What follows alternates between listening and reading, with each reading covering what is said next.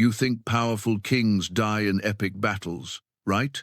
Swords clashing, arrows flying, dramatic last words echoing through history? You think they go out on thrones of gold, surrounded by weeping subjects, whispering profound wisdom to their heirs? Yeah, that's the Netflix version.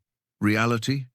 A shocking number of history's most powerful rulers checked out of life like badly written side characters in a slapstick comedy that got rejected for being too unrealistic. We're talking about men who commanded armies of thousands, men who shaped entire civilizations, men who had the power to execute you for looking at them wrong, and they died because of a curtain, a turtle, a dessert, or, and I'm not making this up, trying to prove to everyone how absolutely unkillable they were. These aren't peasants, these aren't random nobles, these are kings. The guys at the very top of the food chain, and somehow they managed to lose 1 versus 1 against door frames, gravity, their own weapons, and in one case, their own happiness. So, grab a drink, get comfortable, and maybe don't eat while watching this. Because by the end, you're going to realize something deeply unsettling. Being a king didn't make you majestic.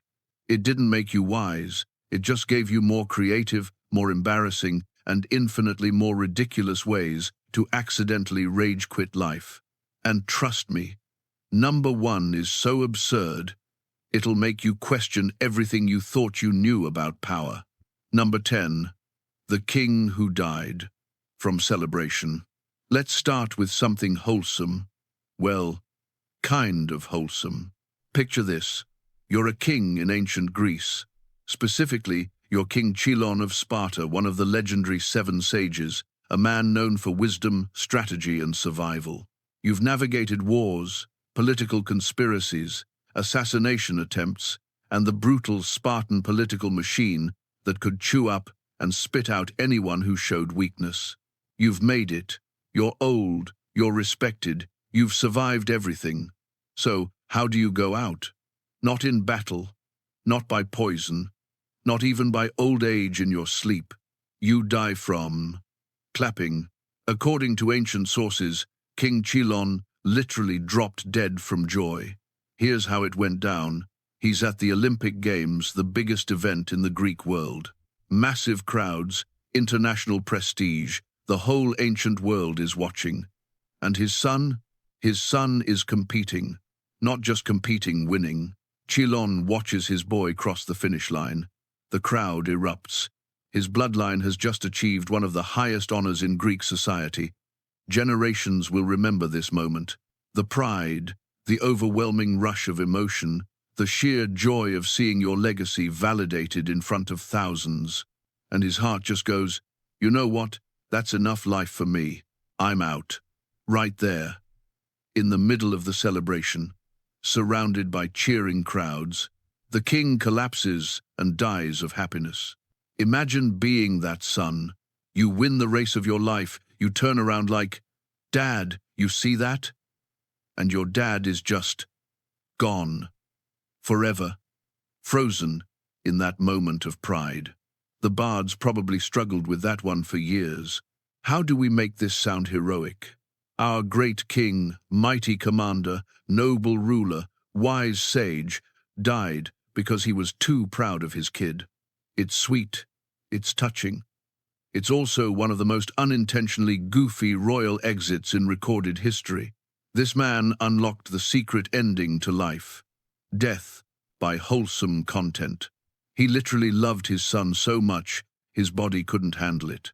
And honestly, if you're gonna go, that's not the worst way. But it's definitely one of the weirdest. Imagine the funeral speech. He died as he lived, feeling things too intensely. Number 9. The King Who Died. From laughing at his own joke. Have you ever laughed so hard you can't breathe? Like, you're gasping for air, tears streaming down your face, and for a second you think, is this how I die? Well, for King Martin of Aragon, it was. Late 14th century. King Martin is not in great health. He's got chronic digestive issues, He's aging, and medieval medicine is basically just drink this herb water and pray. But one night, Martin decides to throw caution to the wind and absolutely demolish a feast. We're talking medieval all-you-can-eat buffet levels of food. Meat, bread, wine, cheese, everything. He eats until he can barely move. So he's lying in bed, bloated, drunk, miserable, probably regretting every life choice that led to this moment. And then a court jester walks in. Now, court jesters had one job: make the king laugh. But this jester, not exactly working with premium material. The king asks, "Where have you been?" The jester replies, "I've been in the vineyard, my lord, where I saw a young deer hanging by its tail from a tree, as if it had been punished for stealing figs." Is that funny? Not really. It's barely a joke. It's more like a weird observation. But King Martin? He thought this was the peak of comedy, the pinnacle of humor.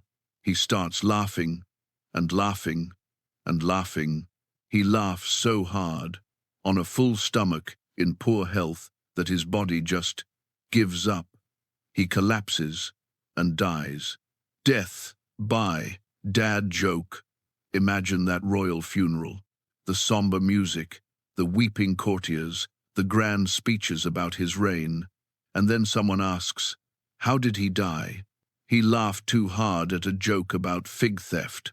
No epic last words, no grand monologue, no tell my son I loved him. Just ha ha ha, game over. This man ruled a kingdom, he made laws, he commanded armies, and his final moment on earth was wheezing at a joke that wouldn't even get a pity laugh at an open mic night. If that's not the most human way for a king to die, I don't know what is. Number 8. The king who became a human flambe. Some people die for their country. Some die for their beliefs. King Charles the Bad of Navarre. He died from a really bad life hack. So Charles is sick. He's weak, frail, and fading fast. Medieval doctors who, let's be honest, were just guys with knives, leeches, and a vibe, decide the best treatment is to wrap the king in linen soaked in brandy. Because if medicine doesn't work, why not marinate him like a Christmas ham? They wrap him from neck to toe in this alcohol-soaked cloth. The idea, supposedly, was that the brandy would do something, cure him, preserve him. Nobody really knew. Medieval medicine was 90% guessing and 10% hoping God was paying attention. So the king is lying there, wrapped up like a royal burrito, soaked in flammable liquid. And then, when it's time to secure the cloth, a servant realizes they don't have scissors to cut the thread. So she does what any completely unqualified person would do in a moment of panic. She grabs a candle and tries to burn the loose thread off. Let me repeat that. The king is soaked in alcohol, and someone brings open flame into the equation. The cloth ignites instantly. The bed catches fire. The king is on fire. And before anyone can react, before anyone can throw water or smother the flames, Charles the Bad burns alive in his own medical treatment. He didn't die in battle. He didn't die from poison or betrayal. He died because someone thought, you know what would go great with this highly flammable liquid? A lit match. This is the only time in history where a king was both the patient and the flambe. Imagine being that servant. You're just trying to help, and you accidentally turn your boss into a bonfire. The funeral must have been awkward. He was a strong ruler, a fierce warrior. He died because someone lit him on fire by accident. Let's just say he passed in his sleep. Number 7. The king, killed by a doorframe. King Charles VIII of France ruled a powerful kingdom. He commanded armies. He walked through marble halls built specifically to make him look impressive. He had everything, and he died like a guy failing a quick-time event in a video game. One day in 1498, Charles is walking through his castle at Amboise, headed to watch a tennis match. Very royal, very elegant, very, I'm the king and I do king things. On his way, he passes through a low doorway or under a low stone beam, depending on which historical account you read, and he just doesn't duck. Wham! He smashes his head hard. Like cartoon-level impact. But he's the king, right? Kings don't show weakness. So he staggers, probably tries to play it off like, I'm fine, kings don't feel pain, and continues walking. He watches the tennis match, sits there, acts normal, and then, hours later, he collapses, dead, from a concussion. You ruled an entire kingdom. You survived wars, political intrigue, assassination plots, and you lost 1 versus 1 against architecture. Imagine being the poor architect who designed that hallway. You're just trying to build a castle, and you accidentally create a king-killing death trap. So, how did His Majesty fall? Assassins? No. Poison? No. Rebellion? Doorway. There's no way to make that sound heroic. No bard is writing an epic ballad about the Battle of the Low Beam. This man's legacy is literally great king, decent ruler, couldn't duck. And the worst part? It was preventable. If he'd just stopped for 5 seconds, sat down, let someone check him out, he might have lived. But no. Pride, stubbornness, and royal ego killed him just as much as that beam did. Number 6. The King Who Slipped on Turtle Shells. This one sounds fake. It sounds like a joke someone made up to mock a dead king, but it's been repeated by historians for centuries. Seleucus II, Callinicus, ruler of the Seleucid Empire, one of the successor states to Alexander the Great's empire. This guy should have died in some dramatic Eastern battle, surrounded by enemies, going out in a blaze of glory. Instead, he allegedly died because of turtles. Yes, turtles. According to later traditions, the king was walking through a courtyard where turtles were kept, maybe as pets, maybe as food, maybe just because rich people in the ancient world did weird things. Somehow, during this casual stroll, he stumbled on the turtle shells. He slipped, fell, broke his neck. That's it. No evil plot, no grand conspiracy, just nature's armored Roombas taking out a monarch. You survive wars, you survive rebellions, you survive political backstabbing and assassination attempts, and you get absolutely wrecked by tortoises who were literally just vibing. Imagine the royal historian trying to make that sound majestic. And lo, the mighty king fell in battle against gravity. There's no recovering from that. Your entire legacy is now great commander, wise ruler, killed by turtles. And honestly, if reincarnation is real, those turtles are legends in the animal kingdom. Somewhere in turtle heaven, they're telling this story to their great-great-great-grandkids. Yeah, we took out a king once. No big deal. Number 5. The king who died from a sky turtle. Okay, so technically Aeschylus wasn't a king in the traditional sense. He was more of a legendary playwright and cultural figure in ancient Greece. But this death is so ridiculous, so cosmically absurd, that it has to be included. Here's the story. Aeschylus is walking outside one day, minding his own business. He's bald, completely bald, shiny head reflecting the sunlight, and up above, an eagle is flying around with a turtle in its talons. Now, eagles are smart. They know turtle shells are hard. So to crack them open, they drop them from a height onto rocks. It's nature's way of solving problems. Gravity. The eagle looks down, sees a shiny, round object, thinks, perfect, that's a rock. It's not a rock. It's Aeschylus's head. The eagle drops the turtle. Full speed, no warning. 1 second you're enjoying a nice walk, the next second you're getting one shot by falling wildlife. Aeschylus dies instantly, killed by a turtle, dropped by an eagle, who mistook his bald head for a rock. This man wrote tragedies. He wrote about gods, fate, and the cruelty of the universe. And the universe responded by turning his death into the dumbest comedy ever written. Imagine your legacy being great mind, great works, killed by sky turtle. There's no coming back from that.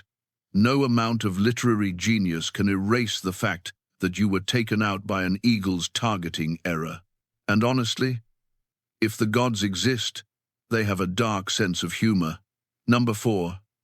The king who died on his wedding night. Now we're getting into I can't believe this actually happened territory. Attila, the Hun, you know the name, scourge of God, terror of Europe, the man entire civilizations had nightmares about. This guy razed cities, shattered armies, and left a trail of destruction so brutal that his name became synonymous with fear itself. You'd think someone like that would die on a battlefield, right? Surrounded by enemies, swords raised, sky on fire, going out in a blaze of violent glory. Nope. Attila the Hun died on his wedding night. From a nosebleed, let me explain. Attila marries a young woman named Ildiko. There's a massive feast, drinking, celebrating, the whole deal. Attila, being Attila, drinks heavily. Eventually he stumbles off to bed, probably barely conscious. At some point during the night, he gets a nosebleed.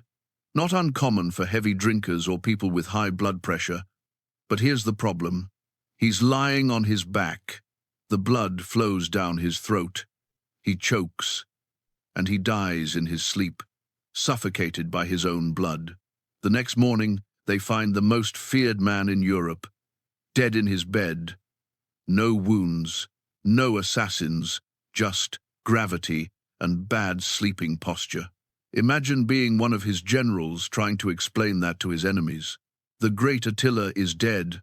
Did we kill him? Technically, yes, if you count gravity and blood as your allies. The man who slaughtered thousands died the same way a passed-out drunk might, because nobody thought to roll him over. There's something deeply poetic about it. The unstoppable conqueror, taken out by the most mundane, preventable thing imaginable. No grand battle, no heroic sacrifice, just a nosebleed. Number 3, the king who exploded from eating too much. If there's a poster child for death by gluttony, it's King Adolf Fredrik of Sweden. This man's last meal reads like a dare, like someone said, "I bet you can't eat all this," and he said, "Watch me." On Shrove Tuesday, 1771, King Adolf Fredrik sat down for dinner, and he ate lobster, caviar, sauerkraut, smoked herring, champagne, and then, for dessert, he went absolutely feral on semla pastries, sweet cardamom buns filled with almond paste and drowned in hot milk. Not one, not two, reportedly 14 of them. His stomach basically went on strike. After the meal, he started experiencing severe digestive distress, abdominal pain, and difficulty breathing. He collapsed. And that night, he died likely from acute indigestion, a stroke, or heart failure triggered by the insane food intake. Imagine your royal epitaph. Here lies Adolf Fredrik, King of Sweden, loving father, gracious ruler, taken from this world by desert. He literally ate himself to death, not by starvation, not by poison, by vibes and pastries. And the worst part? It was preventable. At any point someone could have said, "Your Majesty, maybe slow down." But no, he was the king, and kings don't take advice from peasants about portion control.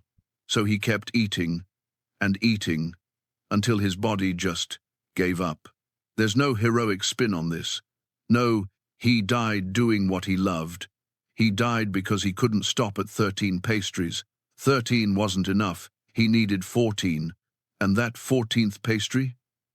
That was the one that killed him. Number 2. The king who tried to prove he was invincible and failed spectacularly. There's arrogance, there's royal arrogance, and then there's "I'm literally untouchable" arrogance. Enter King James II of Scotland. It's 1460. James is besieging Roxburgh Castle.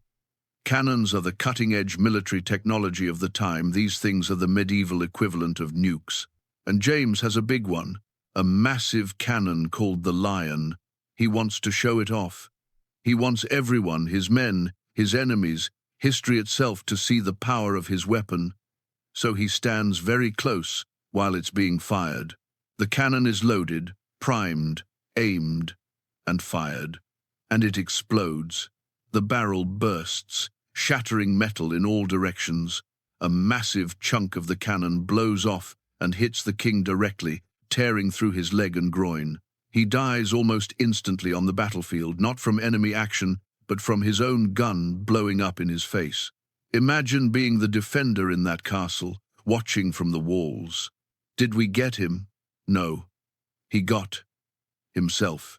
This man died not from war, but from being too close to his own overhyped content. He wanted glory, he wanted the spectacle, and it killed him. There's a lesson here. Flexing has consequences. Number 1, the king, who thought he couldn't be killed, and was immediately proven wrong. We've saved the wildest one for last. Nader Shah of Persia, one of the most feared rulers of the 18th century. His campaigns left mountains of corpses across Asia. He believed and made sure everyone else believed that he was unstoppable, unkillable, chosen by fate itself. According to legend, he would boast, "No man can kill me." You know who heard that? His own men, the ones who were sick of him. That night, while Nader Shah slept in his royal tent, a group of conspirators snuck in, and they stabbed the unkillable king repeatedly. In his own bed, they left his body where the morning light could expose the truth.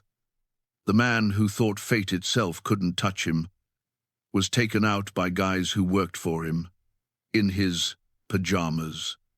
Unarmed, you can conquer kingdoms, you can terrify nations, but you cannot flex your way out of basic human treachery.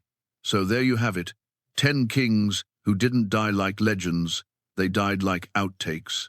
Some laughed too hard, some ate too much, some trusted doors, cannons and turtle physics way more than they should have. Others thought they were gods and got hard reset by reality. The next time someone talks about dying like a king, remember, a shocking number of kings went out like background NPCs in a slapstick montage. If you stayed till the end of this insanity, that means your attention span is stronger than half these monarchs' survival instincts. So here's your royal command. Hit that like button before a random turtle, doorframe, or dessert takes you out.